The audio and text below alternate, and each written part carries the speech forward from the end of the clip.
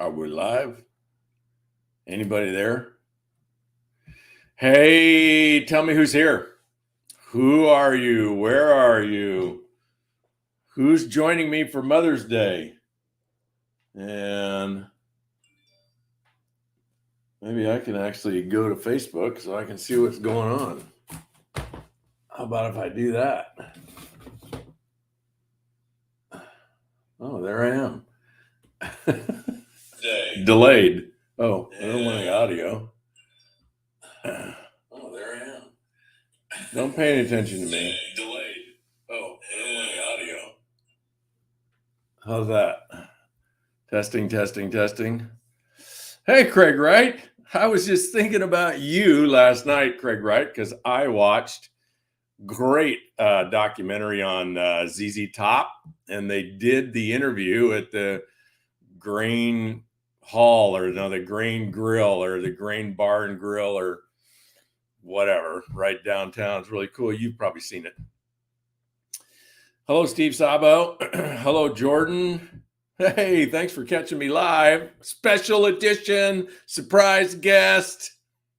You guys are never going to believe who I'm interviewing today. You're never going to believe who I tracked down around the world, literally. Tracked and had to convince be my interview today, which is celebrating Mother's Day, but I'm not doing it tomorrow because you guys should all be celebrating Mother's Day tomorrow and not being on Facebook Lives, for gosh sakes. Hello, Mark. Hello, Gordon. There you go. Grain Hall. There it was. Green Hall. How do you pronounce it? Well, it was cool because I've been there and I know you're there. So hello, Gina. Hello, Frank. Hello, Sue Branchley. I could have been interviewing you, Sue, but I could not resist interviewing Mom of the Year, at least from my viewpoint, Mom of the Year. And I'm going to tell you a little bit, just a tiny bit about Mom of the Year. And then I'm going to show you a little video about Mom of the Year. And then I'm going to interview Mom of the Year. And then we have a surprise. I got this all designed, right? This is better than, well, it's better than anything else I can do. So Mom of the Year for me is, well, I kept telling her, so she kept saying, like Sunday's Mother's Day, I said, well, you're not my mother. So am I supposed to do something on Sunday? I mean, don't I just do that for your mom? I mean, why don't you call your daughter and have her do something for you, right? And then she just left town, right?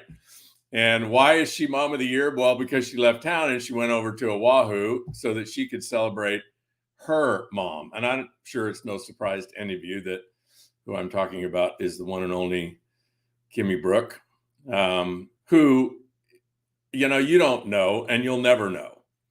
And that's okay. But I have had a front row seat in the last 10 years to the most extraordinary and courageous and dedicated and loving mother that I've ever experienced in my life. And I know almost all of you out there listening that are of the female persuasion are mothers, and you qualify as well. And many of you have endured perhaps more horrific challenges than Kimmy has endured. Everybody has their story, but I got to witness front seat firsthand this story, this story of a mom's shock and awe, of horrific surprises in life, of massive challenges. And perhaps it's magnified when you're the mom of an only child, when you only have one child. And so everything is focused on the survival and the prosperity and the health and happiness of that one child. And life circumstances seem to always be looking to threaten that. And so, without going into all the gory details, I can just tell you that Kimmy ended up being a single mom when Haley was 10. And I can only imagine the challenges of that, especially when what your career is a job that barely pays the bills.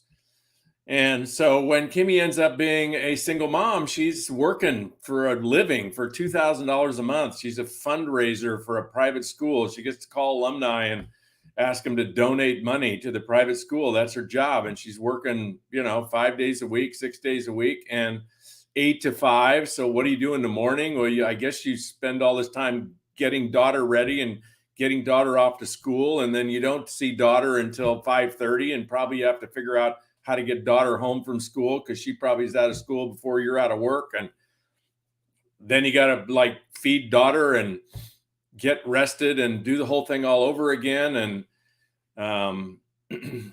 as Kimmy tells this story, one of the most extraordinary things about it is, because part of her story is how she broke out of being a 9 to 5 admin person who could not even pay her bills and was getting ready to move back in with her mom, how she discovered the model that not all of us, but some of us have discovered of network marketing, where she could lift herself out of that trap. And she did on her own.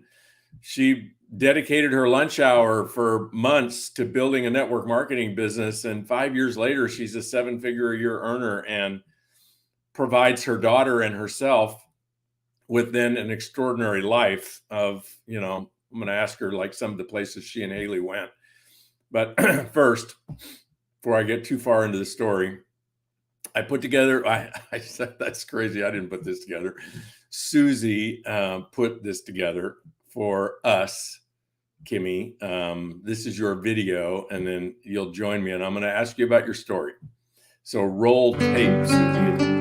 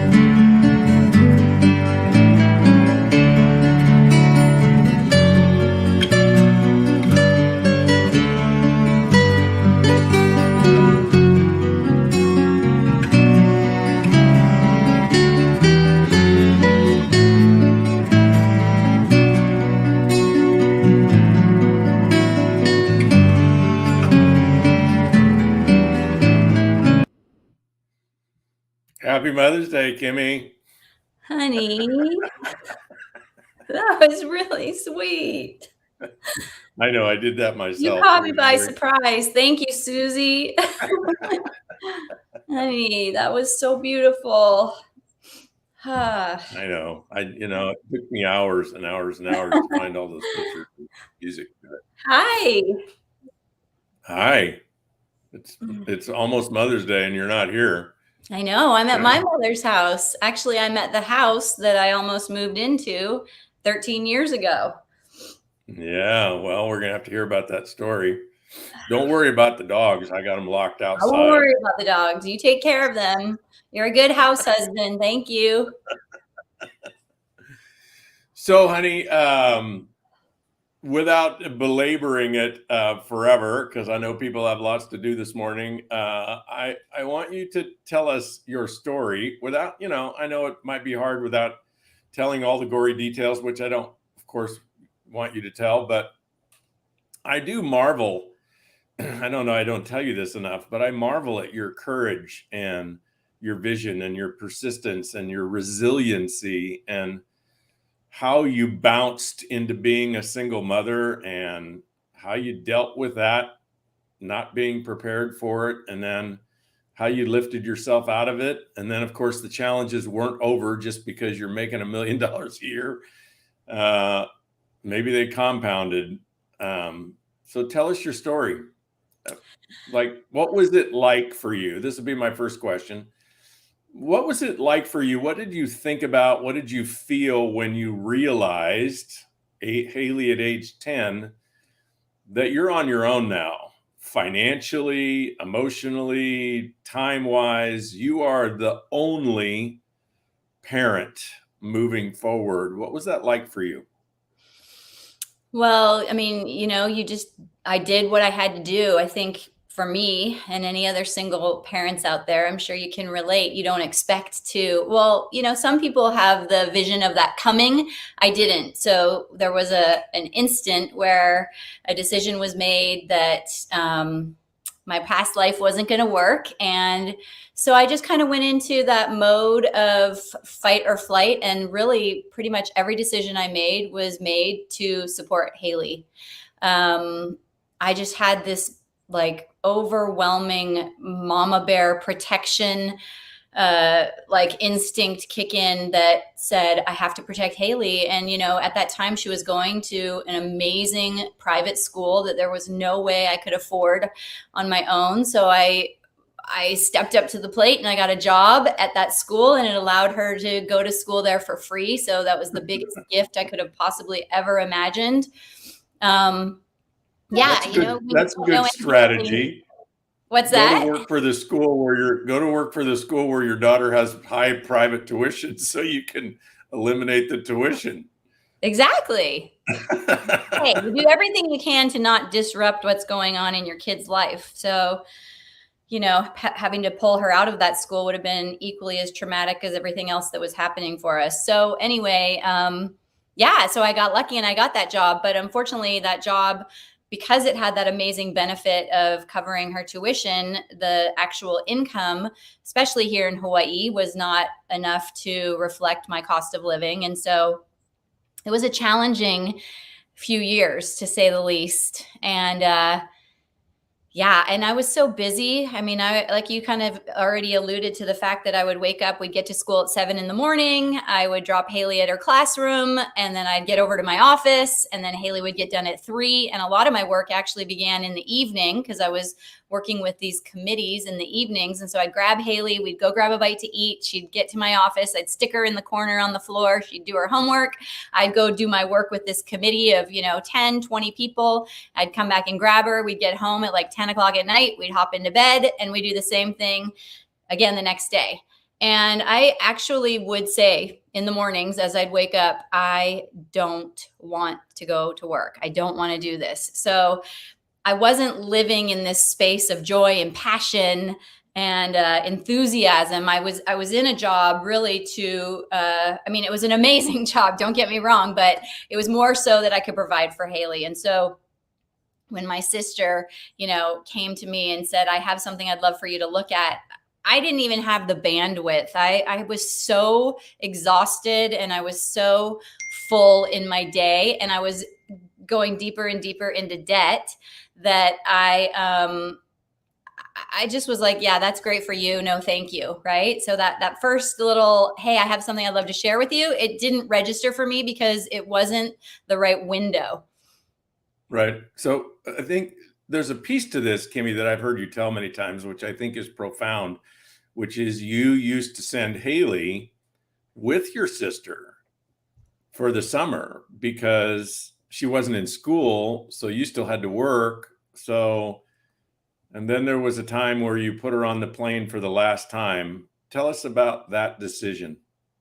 Yeah. So one of the struggles of being a single parent is affording camps and programs for your kiddos during summer and spring break, Christmas break while you're still working. So I didn't have anywhere to put Haley for that summer. And my sister generously offered to not only bring her to Colorado, but also take her to Europe, a place that Haley and I had never been together. Actually, I had never been to Italy. They were going to Italy and Germany. And so I brought Haley to the airport, and it was, there are those moments, right? Those moments that you have an opportunity, like usually for me, they've been low moments where I've said, I don't want to feel this way anymore, or I can't live this way anymore. I'm going to make a change.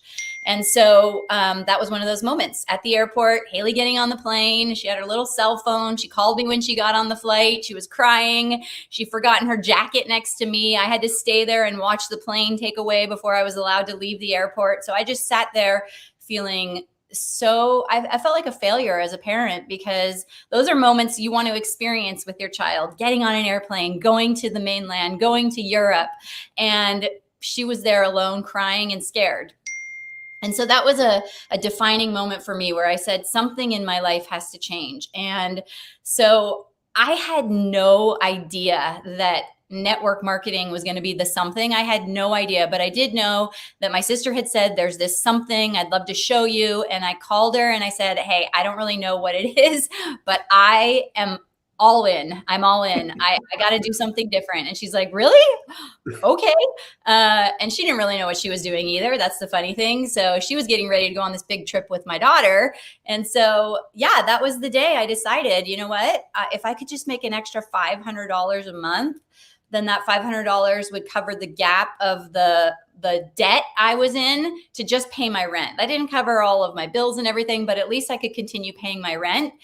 And so it was the start of this idea for me of what if I could just pay my rent? What if I could actually earn enough money to take Haley on a little getaway, not even to Europe, but to like another island? What if I woke up in the morning feeling alive and excited? What if? And those little what ifs became big enough to have me say, okay, I'm in and I'm going for it. And you did. And so, this interview is not about your network marketing career, but we should give people just a slice of what did you do over the next 2 or 3 months that ended up 2 or 3 years later having 25,000 people on your team all over the world. What did you do? Yeah, How'd you do it? I mean, I think for me, really, I was just in that place of fight or flight and hungry to make a change. And so I had read Jordan Adler's book, Beach Money. And in that book, it had talked about how he had gone, I think he had like coffee every day or something like that with a new friend.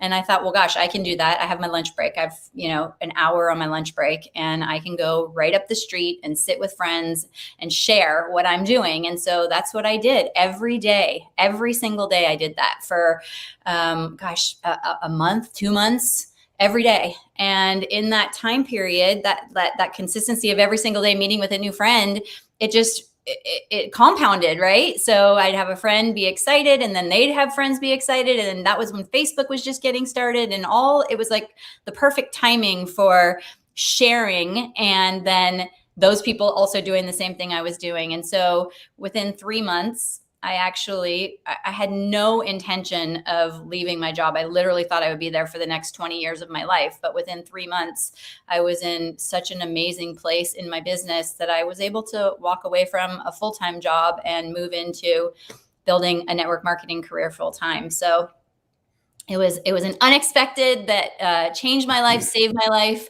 gave me life, and actually then led me to you. The biggest win of all. Exactly. So I think one of the cool things about that story, and Kimmy and I just had Jordan Adler here at the house a few weeks ago for a few days. And, never underestimate, folks, the power of a video, a book, an article, a story, because Beach Money has changed, I don't know, maybe hundreds of thousands or millions of lives. Just a great book about the possibility of network marketing and Jordan's story. And, he's the number one earner in his company. He has, I don't know, like 500,000 people on his team or something.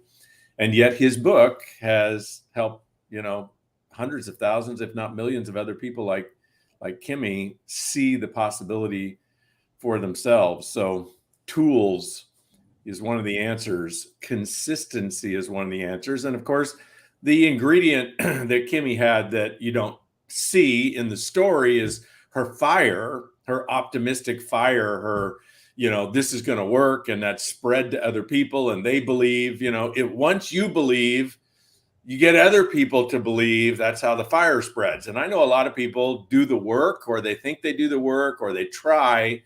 But if you don't have that magic ingredient of the fire of belief, it doesn't spread, right?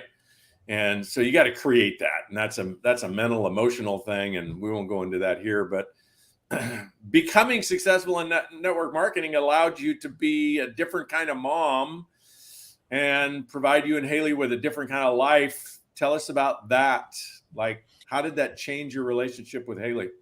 Yeah, well, that day that she got on that plane, first of all, you got me all teed up to be emotional by that video you started with. And then thinking about all of this brings up a lot of emotion for me. But I decided on that moment that she got on that plane that would be the last time, and that she and I would never not take our holidays together. I would actually be there at Christmas. I would be there at spring break. I would be there in the summers. And so that was the first thing that we started doing, was we started planning every single holiday and every vacation from there forward. And so even now that she's 24 years old, there's been few holidays that she and I have missed together. And I know sometimes you think it's a little crazy for her to come home for like 3 days or whatever, but we've been able to go all over the world. We've been to Thailand and Indonesia, and all through Southeast Asia. We've been skiing all over the place.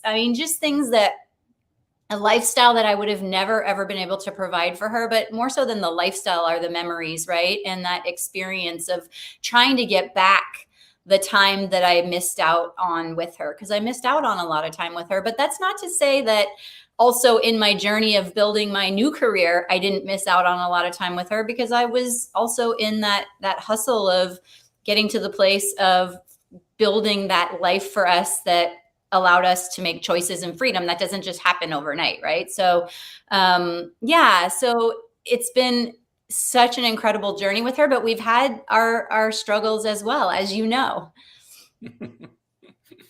Yeah, she stole my car once. Oh my God. I can't believe you're telling the world that, honey.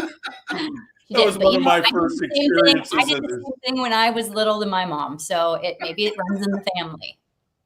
One of my first experiences as a stepdad is Haley, at the age of 15, stole my Mercedes.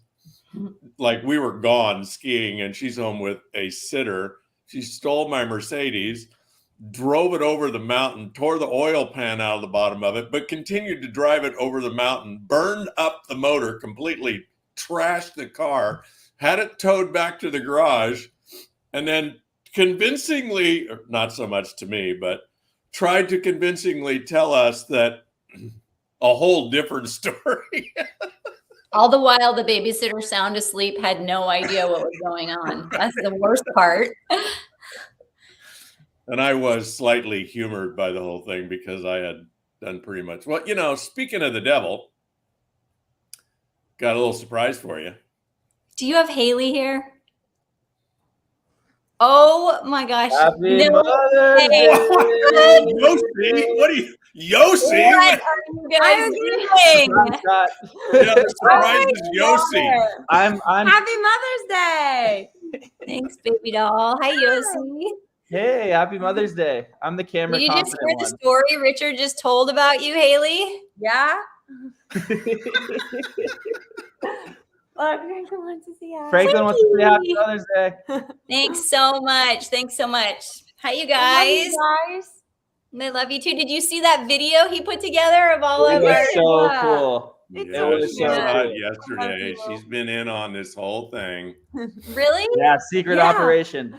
Yeah. Aw. So Haley, Yeah. tell us a story. What did you think? What do you think about this whole life in the fast lane? What do you think? What do you think about? I know you probably thought a lot about being a mom sometime in the future. And I imagine in thinking about that, you've thought about your mom and your grandma. So what do you think about motherhood? And what do you think when you imagine yourself being a mom? And how has your mom been a role model for you? Oh my God. Step up, Haley. I don't. Shove Yossi aside and step up. You can do this. I don't know. Yeah, my mom is always my biggest role model. She is my biggest role model always. Keep going. She's your best friend. You asked me a bunch of Haley, questions. tell us about you being a parent and what you've decided. Because one of the things I think is funny is as a parent, as a pre-parent, what I thought is that I was going to do everything differently than the way my parents did it, right? Mm-hmm. And then you grow into being a parent and you realize that, wow, they obviously did the very best they could. And then sometimes you catch yourself being exactly like your parents. And so I'm not a parent yet. I know, but you've told me the exact same thing. What have you told me about your parenting style in the future? That I'm gonna let them do whatever they want. Exactly. She's gonna let them do whatever they want. So I'm curious, for those of you watching, how many of you said that, right, before you became a parent? And then you realize it's not that easy. I mean, it's the best. I love that. It's amazing, but most challenging and most fulfilling and self-developmental job you can ever have is being a parent. You get to learn so much about yourself. You get to learn so much about just unconditionally loving and unconditionally giving and unconditionally sharing of your heart. And then, Haley, for me, what I've had to learn is, especially in the last few years, I've had to learn how to let go and trust that you can find your way, and trust that you're going to make decisions. And even if they're not the decisions I would make, that's part of your journey and you get to learn from those decisions. And my letting go has been the hardest, but the most freeing. And I think for you and for our relationship, it's been the most beautiful part is allowing you to shine in yourself, and not me trying to turn you into who I think you should be, right? Yeah. Because she's going to be the parent that lets your kids do whatever they want. Exactly. We'll have a follow-up interview in 10 years. Okay. Sound good? Yeah. I love that.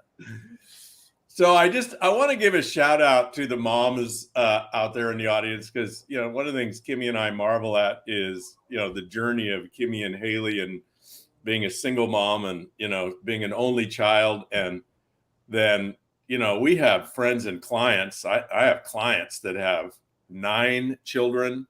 One has 11 children. Wait for it. Friends who have 15 children. 15 children. Jesus. And I asked them when I said, do you even know their names? How do you know their names? It's crazy, right? And so I know some of you have this whole challenge multiplied by 5 or 10, which is really, really insane.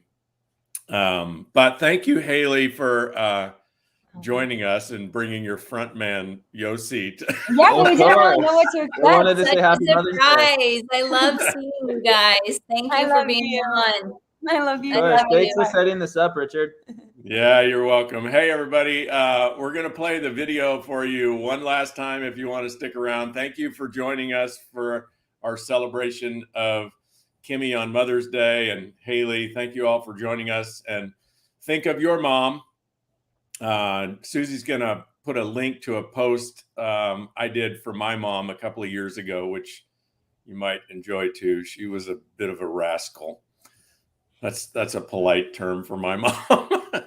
Thank you, honey. I love you. I'll see you tomorrow. I love you too. Happy Mother's Day, everybody.